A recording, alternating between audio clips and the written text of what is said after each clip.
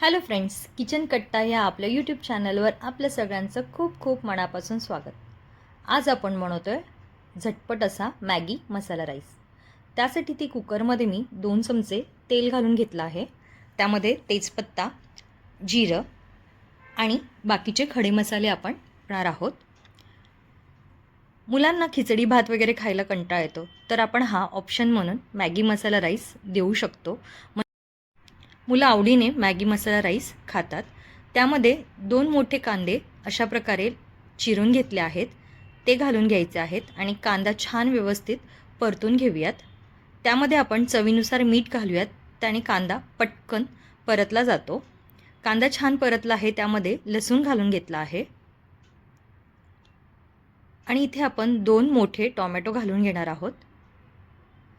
इथे तुम्ही दहीसुद्धा घालू शकतात. त्यामध्ये आपण हळद घालणार आहोत.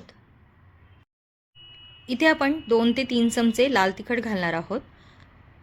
तुम्हाला हवं असेल तर तुम्ही कमीसुद्धा टाकू शकता. इथे आपण मॅगी मसाला जे पॅकेट मिळतं ते टाकणार आहोत, कारण इथे राईसची क्वांटिटी जास्त आहे. त्यामुळे फक्त मॅगी मसाल्यामध्ये जे पॅकेट असतं ते इनफ होणार नाही. हे मी इथे मॅगी मसाला पॅकेटमधलं पॅकेट टाकलं आहे. त्यामध्ये थोडासा शाही बिर्याणी मसालासुद्धा घालून घेतला आहे. त्याने खूप छान टेस्ट येते. इथे थोडंसं पाणी घालून आपण हे मसाले शिजवून घेणार आहोत. इथे तुम्हाला हवं असतील तर तुमच्या आवडीच्या भाज्या इथे तुम्ही घालू शकता, म्हणजेच कॉर्न, शिमला मिरची, वाटाणा वगैरे. इथे माझ्याकडे भाज्या अवेलेबल नव्हत्या, त्यामुळे मी इथे फक्त सोयाबीन घातलेलं आहे. हे सोयाबीन मी भिजत घातलं होतं आणि त्यामधलं पाणी काढून घेतलं आहे. सोयाबीनने पण सुद्धा खूप छान टेस्ट येते. 2 मिनटं आपण झाकण ठेवून मसाले व्यवस्थित सोयाबीनसोबत शिजू देणार आहोत. आता त्यामध्ये आपण भिजत घातलेला तांदूळ घालून घ्यायचा आहे. इथे मी तांदूळ अर्धा तास भिजत ठेवला होता. हा नॉर्मल राईस आहे. त्यामध्ये आपण 1 पॅकेट मॅगी घालणार आहोत. तुम्हाला हवं असेल तर इथे तुम्ही जास्त मॅगीसुद्धा घालू शकता, पण मी 1च पॅकेट घातलं आहे.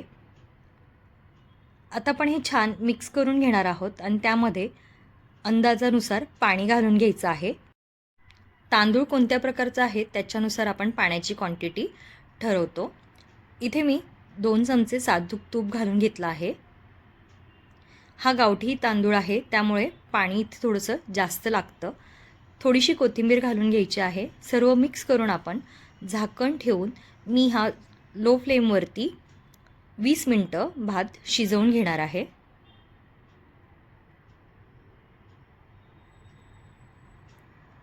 20 मिनटं झालेली आहेत. भात छान शिजून तयार झालेला आहे.